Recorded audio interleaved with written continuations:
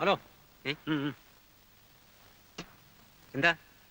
ഈ പാരലൽ കോളേജിൽ പഠിപ്പിക്കുന്ന ഒരു ശിവനുണ്ടല്ലോ, പുള്ളിയുടെ വീട് ഏതാ? ഇത് തന്നെ. ഇത് തന്നെയാണോ? ഇത് തന്നെയാ, സംശയിക്കണ്ട. കോളേജിലൊക്കെ വെറുതെ പോകുന്നതല്ലേ. മൂപ്പർക്ക് എന്തിനാ ജോലി? അമ്മയ്ക്ക് ആ കൂടെ ഒറ്റ മകൻ, കണ്ടമാനം സ്വത്തും. നമ്മൾ ആരാണാവോ?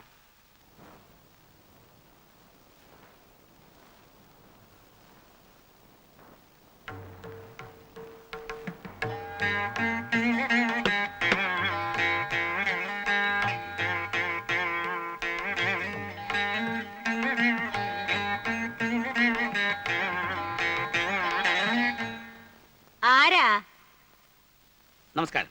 ആ, നമസ്കാരം. മിസ്റ്റർ ശിവന്റെ അമ്മ, തൃക്കുന്നത്തെ ഭഗീരഥി അമ്മ.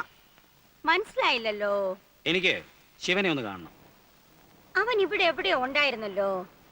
കാർത്തു, ആ ചുമന്ന മാരുതി കാർ അവിടെ കിടപ്പുണ്ടോ?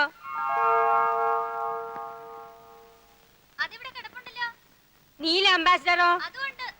ആ, എന്നാ അവൻ ടൗണിൽ പോയതാവൂല, ഇവിടെ അടുത്തെങ്ങാനും പോയതായിരിക്കും. ഇരിക്കൂ.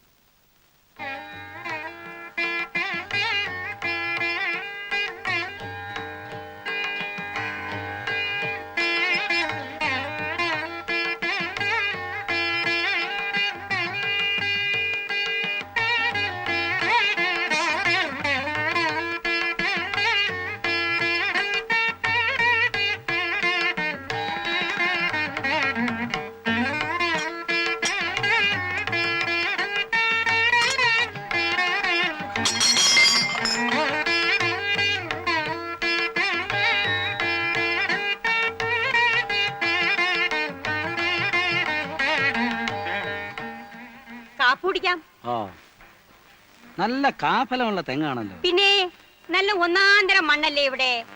പറഞ്ഞിട്ട് എന്താ കാര്യം? നോക്കി നടത്താൻ ഞങ്ങൾ രണ്ടാളല്ലേ ഉള്ളൂ ഇവിടെ. 30 ഏക്കറയാ ഭൂമി, അത് മുഴുവനും തെങ്ങ്. നെല്ലാണെങ്കിൽ അത് ഒരു വശത്ത്. അങ്ങനെ ഒരു നിലയ്ക്ക് നോക്കിയാ സ്വത്തും മുതലൊന്നും അതില്ലാത്ത നല്ലത്. കാപ്പിടിക്കാൻ വരൂ.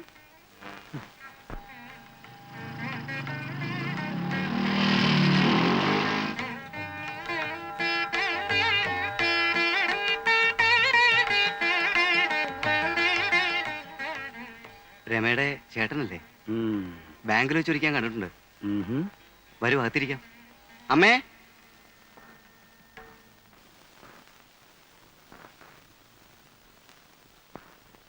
എല്ലാ വശങ്ങളും സൂക്ഷ്മമായി ഞാൻ അന്വേഷിച്ചു. ഏക്കർ കണക്കിന് ഭൂമി, ഉഗ്രം വീട്. അധികം ആലോചിക്കാനൊന്നുമില്ല, നമുക്കിതങ്ങ് ഉറപ്പിക്കാം. നല്ലതുപോലെ സാഹിത്യവാസനയും ഉണ്ട്. ഈ കല്യാണം നടന്നാലും ഇല്ലെങ്കിലും അഭിനയവേദിയുടെ അടുത്ത നാടകത്തിന് പാട്ടെഴുതുന്നത് ശിവനായിരിക്കും. ചുമ്മാരടാ. അപ്പൊ ഞാൻ മുരളിക്ക് കൊടുത്ത വാക്ക് തെറ്റിക്കുന്നതിൽ ആർക്കും ഒരു വിഷമവും ഇല്ല. എന്ന് വെച്ചാ പെണ്ണിന് ഇഷ്ടമുണ്ടേച്ചാ ഒരു സമാധാനം ഉള്ളത് അവള് കണ്ട അലവരാതികളൊന്നും കയറി പ്രേമിച്ചില്ലല്ലോ എന്ന്. അല്ല, അങ്ങനെ ഉണ്ടാകുകയില്ല. ഒന്നുമില്ലേലും അവൾ എന്റെ പെങ്ങളല്ലേ.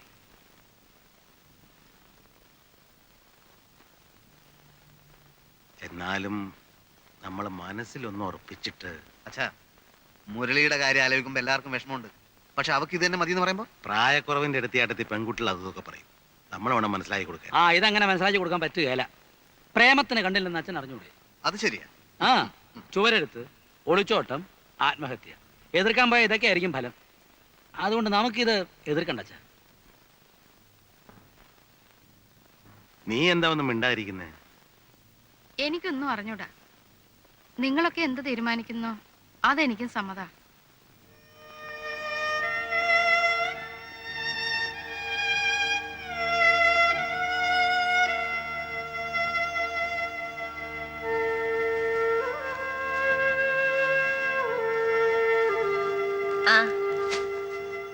ഞാൻ മുരളി അങ്ങോട്ട് അയക്കാതിരിക്കുന്നു. രമയുടെ ജാതകക്കുറിപ്പൊന്ന് വാങ്ങാനാ. പണിക്കര് പറഞ്ഞ് നാളെ കിട്ടിയിരുന്നെങ്കിൽ നല്ലൊരു മുഹൂർത്തം നോക്കി വെക്കാമായിരുന്നെന്ന്. ഞാനും അക്കാര്യത്തെ പറ്റി പറയാനാ ഇങ്ങോട്ട് വന്നേ. മുരളി,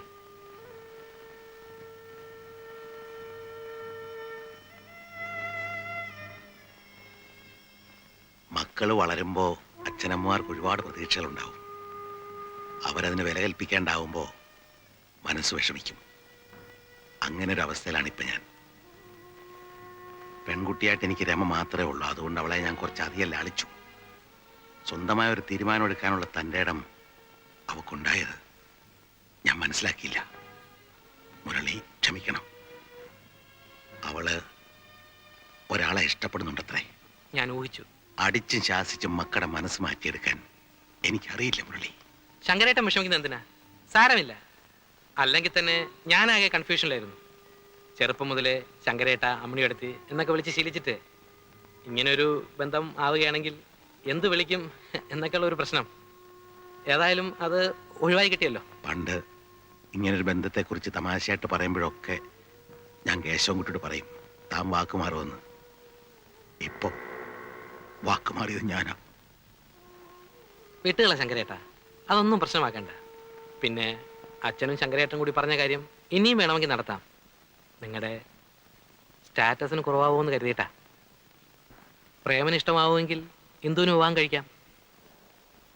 അവൻ ഒരു നാടകക്കാരനല്ലേ, സ്ഥിരമായിട്ടൊരു വരുമാനം ഇല്ലാതെ. അതിനെന്താ, ഇനി അതുണ്ടാവില്ലെന്ന് പറയാൻ പറ്റില്ലല്ലോ. പ്രേമനെ മാത്രമല്ല, ശങ്കരേട്ടൻ, ആ കുടുംബം, ബന്ധം, അത്രയും ഞാൻ നോക്കിയുള്ളൂ. പ്രേമന് സമ്മതമാണോ എന്ന് അന്വേഷിക്കൂ. ഇന്ദുവിന് ഇഷ്ടമാകും. അവളെ അധികം ലാളിക്കാതെ വളർത്തിയത്. ഇഷ്ടക്കേടുണ്ടായിട്ടല്ല, പക്ഷെ ഇത്ര പെട്ടെന്നൊരു കല്യാണം. ഇപ്പൊ തന്നെ പോയി കെട്ടണ്ട. ഉറപ്പ് കഴിഞ്ഞ് നിശ്ചയിച്ച് മുഹൂർത്തം കണ്ടുവച്ച്. അതല്ല, സിനിമാക്കാരെപ്പോഴാ വിളിക്കാന്നറിയില്ല. ഞാൻ പെണ്ണ് കെട്ടിയവനാണെന്ന് നാനയിലോ ചലച്ചിത്രത്തിലോ മറ്റോ ന്യൂസ് വന്നാൽ എന്റെ ഇമേജ് ഇടിയും. സ്ത്രീ ഓഡിയൻസിന്റെ ഇടയ്ക്ക് എന്റെ മാർക്കറ്റ് പൊളിയും. ഡേ, ഇവൻ വിഡ്ഢിയാന്ന് ഞാൻ പറയുമ്പോ നീ വിശ്വസിക്കാറില്ലല്ലോ. ഇപ്പം തോന്നുന്നു. ഡേ, ദൈവകൃപ കൊണ്ട് ഒരു സിനിമാക്കാരനും ഒരു കാലത്തും എന്റെ നിന്നെ വിളിക്കുകയില്ല. അതെനിക്ക് ഉറപ്പാ. ചിലപ്പോ വിളിക്കുമായിരിക്കും.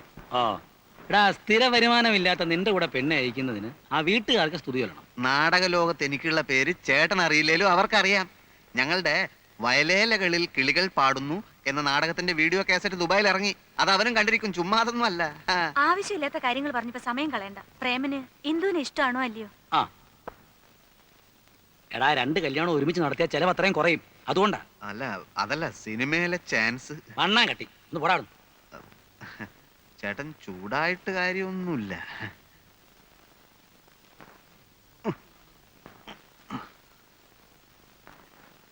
കെട്ടിക്കളിയല്ലേ, പ്രായവും കടന്നു പോകുന്നു.